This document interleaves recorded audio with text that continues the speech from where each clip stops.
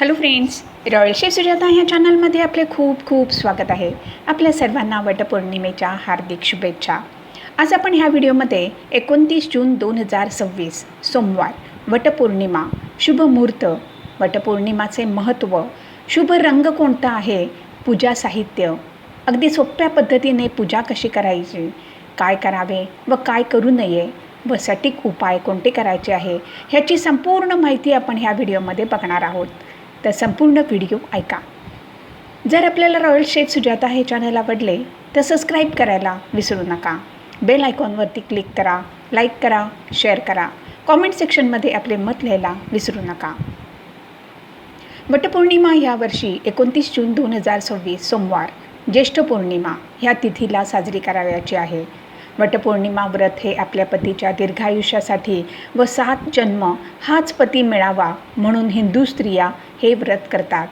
यमदेवाला सावित्रीने वादविवादात हरवून आपल्या पतीचे प्राण परत आणले होते, म्हणून ह्या दिवसाचे प्रतीक म्हणून व्रत केले जाते.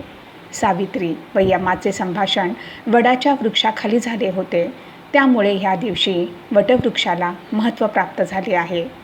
सावित्री ही पतिव्रता होती. तिने आपल्या पतीचे प्राण परत आणले होते. त्याचे प्रतीक मानून विवाहित स्त्रियांनी हे व्रत करावे. वडाच्या वृक्षाचे काय महत्त्व आहे ते बघूया. यमाने सत्यवानाचे प्राण हरण केल्यावर सावित्रीने 3 दिवस यमाशी वादविवाद केला.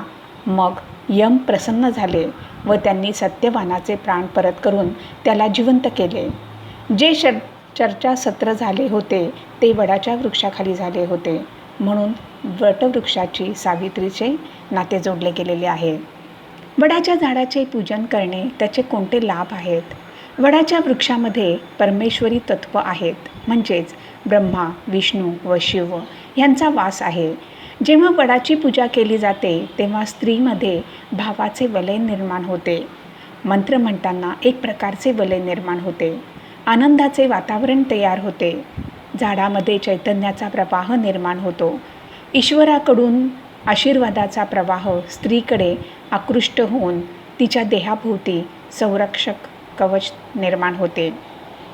वटपौर्णिमा शुभ मुहूर्त. पौर्णिमा तिथी प्रारंभ 29 जून 2026 सोमवार सकाळी 3:06. पौर्णिमा समाप्ती 30 जून 2026 मंगळवार सकाळी 5:26. पूजेसाठी उत्तम शुभ मुहूर्त सकाळी 11:56 ते दुपारी 12:51 अमृतकाळ सकाळी 6:17 ते 7:44. राहू काळ सकाळी 7:41 ते 9:22. राहू काळामध्ये आपण कोणतेसुद्धा शुभ कार्य करत नाही, त्यामुळे राहू काळामध्ये पूजा करू नये. सोमवारी पौर्णिमा तिथी आहे, तर संध्याकाळी 5:30 वाजेपर्यंत आपण वडाची पूजा करू शकता, पण अंधार पडायला लागण्याच्या आत पूजा करावी.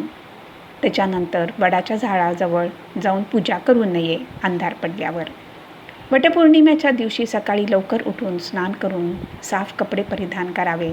स्नान करताना आंघोळीच्या पाण्यामध्ये 1 चमचा दूध घालावे. त्यामुळे चंद्र शुक्र मजबूत बनतो, कोणतासुद्धा दोष लागत नाही व चांगली फळे प्राप्त होतात. ह्या दिवशी घरातील देव स्वच्छ करावे. उंबरठ्याची पूजा करावी, तुळशीची पूजा करावी. पण वडाची पूजा करण्याच्या अगोदर घरातील देवांची पूजा, आपल्या कुलदेवीची पूजा व तुळशीची पूजा करून मगच घराच्या बाहेर पडून वडाच्या वृक्षाची पूजा करावी. देव्हाऱ्यात अखंड दिवा लावावा. आपण तेलाचा किंवा तुपाचा दिवा लावू शकता.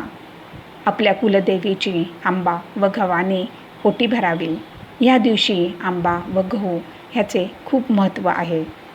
आता आपण बघूया वटपौर्णिमेच्या दिवशी कोणत्या रंगाची साडी नेसावी. वटपौर्णिमेच्या दिवशी महिला छान जरीची साडी नेसून दागिने घालून नटून थटून वडाची पूजा करायला जातात. पण ह्या दिवशी आपण कोणत्या रंगाची साडी नेसावी? लाल, हिरवी, पिवळी, नारंगी, जांभळी, निळी, केशरी नेसावी. पण चुकूनसुद्धा पांढरी किंवा काळ्या रंगाची साडी नेसू नका. आपण ज्या रंगाची साडी नेसाल त्या रंगाच्या बांगड्या घालू शकता. नवविवाहित मुलींची ही पहिलीच वटपौर्णिमा असेल तर छान हिरव्या रंगाची सायजरीची साडी नेसावी व ह्या दिवशी हातामध्ये 2 तरी हिरव्या नव्या काचेच्या बांगड्या घेऊन घालाव्यात. पूजा साहित्य. आजकाल वेळेअभावी आपल्याला वडाच्या झाडाजवळ जाऊन पूजा करणे शक्य नसेल तर घरीच वडाच्या झाडाची फांदी आणून कुंडीमध्ये लावून कुंडी पाटावरती ठेवून कुंडीवर स्वस्तिक काढून पाटाभोवती रांगोळी काढून पूजा करू शकता. जर शक्य असेल तर वडाच्या झाडाजवळ जाऊन पूजा केलेली पाहिजे. एक स्टीलच्या प्लेटमध्ये किंवा ताटामध्ये पाण्याचा गडू, हळद कुंकवाची कोयरी, तुपाची फुलवातीचा दिवा म्हणजेच निरांजन, पान, सुपारी, कॉईन, पंचामृत, साखर, कापसाची माळ, अगरबत्ती, गूळ खोबरे, कापूर, सुती धागा गुंडाळण्यासाठी, ओटीचे साहित्यामध्ये म्हणजे सामानामध्ये ब्लाऊज पीस, गहू, आंबा, फुलं घ्यावीत. वडाच्या झाडाची पूजा अगदी सोप्या पद्धतीने कशी करावी. वडाच्या झाडाजवळ जाऊन प्रथम गडूमधील पाणी घालावे, हळद कुंकू वाहावे, ओटी भरावी, प्रसाद म्हणून पंचामृत, साखर, आंबा, केळी ठेवावे. मग सुती धागा घेऊन वडाच्या फांदीमध्ये अडकवावा व 3, 5, 7 किंवा 11 किंवा आपल्याकडे जशी प्रथा आहे त्याप्रमाणे तितक्या प्रदक्षिणा माराव्या. प्रदक्षिणा मारताना हातामध्ये धागा घेऊन माराव्या. प्रथम धागा वटवृक्षाला बांधावा, मग प्रदक्षिणा मारत सुती धागा गुंडाळावा.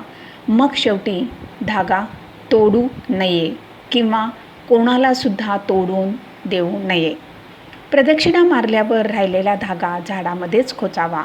दुसऱ्या कोणाचा धागा घेऊ नये किंवा आपला धागा कोणाला देऊ नये. पूजा झाल्यावर प्रार्थना करावी की आपल्या पतीचे आरोग्य चांगले राहून दीर्घ आयुष्य प्राप्त व्हावे.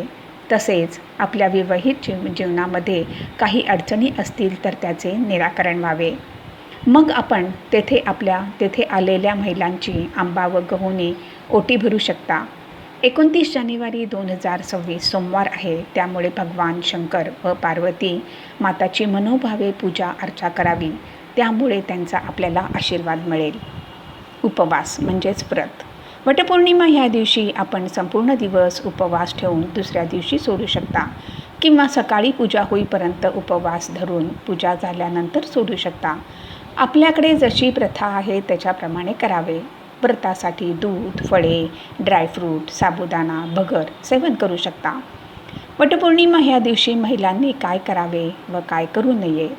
वटपौर्णिमा ह्या दिवशी सकाळी लवकर उठून स्नान करून साफ कपडे परिधान करावे.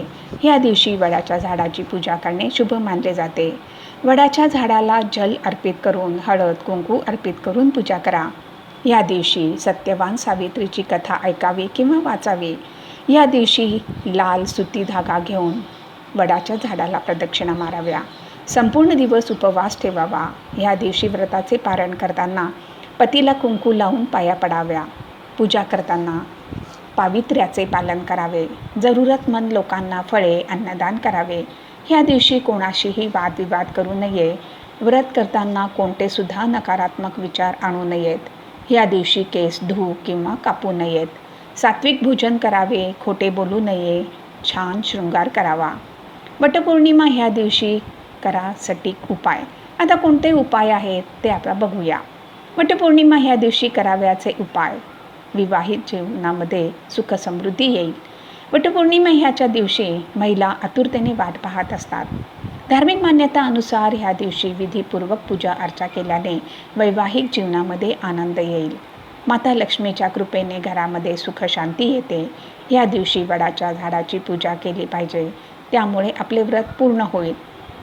जर आपल्या वैवाहिक जीवनामध्ये काही समस्या असतील तर वटपौर्णिमा ह्या दिवशी काही उपाय केले पाहिजेत.